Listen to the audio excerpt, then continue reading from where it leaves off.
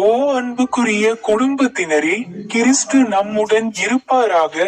அன்புக்குரிய பெற்றோர்களே, அன்புக்குரிய சகோதர சகோதரிகளே, அன்புக்குரிய முதிய பெற்றோர்களே, அன்புக்குரிய பிள்ளைகளே மற்றும் இளைஞர்களே.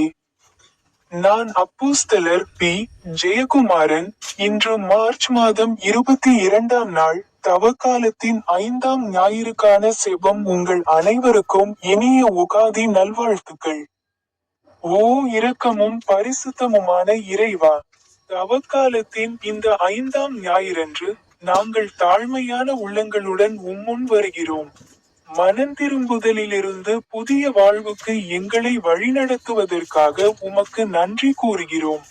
ஓ ஆண்டவரே, எங்கள் விசுவாசம் தளரும்போது உமது பெலனால் எங்களை தாங்குவீராக. எங்கள் உள்ளங்கள் நம்பிக்கை இழக்கும் போது உமது நம்பிக்கையால் எங்களை நிரப்புவீராக. நீர் காய்ந்த எலும்புகளில் ஜீவனை ஊதுவது போலவும் மரித்தோரை எழுப்புவது போலவும், அவ்வாறே எங்கள் வாழ்வின் காய்ந்த உயிரற்ற பகுதிகளிலும் புதிய ஜீவனை ஊதுவீராக. எங்கள் பாவங்களை மன்னியும், எங்கள் இதயங்களை தூய்மையாக்கும். உமது சித்தத்தின்படியான ஒரு புதிய வாழ்வை எங்களுக்கு தாரும். ஆண்டவரே இயேசுவே, நீரே உயிர்த்தெழுதலும் ஜீவனுமாக இருக்கிறீர். நாங்கள் உமது ஒளியில் நடக்க எங்கள் ஆன்மாக்களை எழுப்பும். எங்கள் குடும்பங்களையும் திருச்சபையையும் சமுதாயத்தையும் உமது சமாதானத்தினாலும் அன்பினாலும் நிரப்பும்.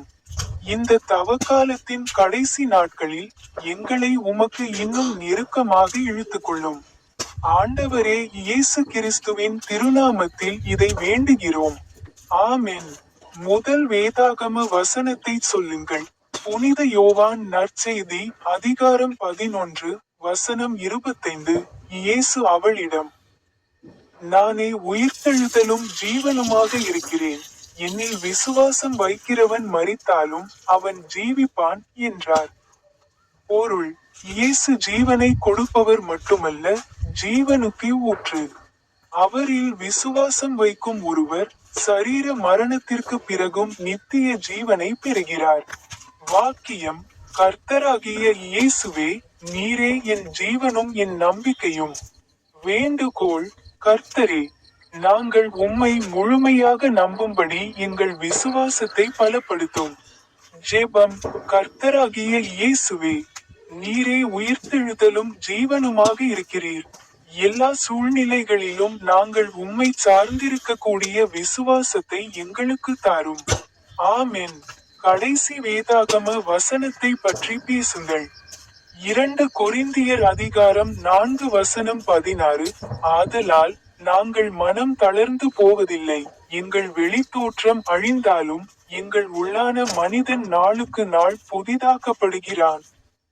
பொருள்: சரீர ரீதியாக நாம் பலவீனமடைகிறோம், ஆனால் ஆவிக்குரிய ரீதியாக நாம் ஒவ்வொரு நாளும் புதிதாகவும் பலமாகவும் மாற முடியும். தேவனுடைய கிருபை நம்மை உள்ளிருந்து புதுப்பிக்கிறது. வசனம்: கர்த்தரே, உள்ளான மனிதனை புதுப்பிக்கும். வேண்டுகோள்: கர்த்தரே, வெளிப்புற கஷ்டங்களின் மத்தியிலும் எங்களை ஆவிக்குரிய ரீதியாக பலப்படுத்தும். ஜெபம்: தேவனே, நாங்கள் சோர்வடையும் போது எங்களை உள்ளிருந்து புதுப்பிக்கும். நம்பிக்கையிலும் விசுவாசத்திலும் நாங்கள் தொடர்ந்து வளரச் செய்யும். ஆமென். ஜெபிப்போம். என் தந்தையே, பாரம் சுமந்த இயேசுவே, 14ஆம் திருத்தந்தை லியோவே, பேராயர் டாக்டர் ஜார்ஜ் அந்தோணிசாமியே, 3ஆம் சார்லஸ் மன்னரே, இன்று மார்ச் மாதம். இது 2026ஆம் ஆண்டின் 3ஆம் மாதம். அர்ப்பணிப்பு ஜெபம். பரலோக தந்தையே, உமது வாழ்வில் நாங்கள் உறுதியாக நிலைத்திருக்கவும், தொடர்ந்து உமக்கு ஊழியம் செய்யவும், உம்மிடத்தில் இளைப்பாறுதலை காணவும், ஒவ்வொரு நாளும் ஆன்மீக ரீதியாக புதுப்பிக்கப்படவும் தேவையான விசுவாசத்தை எங்களுக்கு தந்தருளும். கர்த்தராகிய இயேசு கிறிஸ்துவின் நாமத்தில் ஜெபிக்கிறோம். ஆமென்.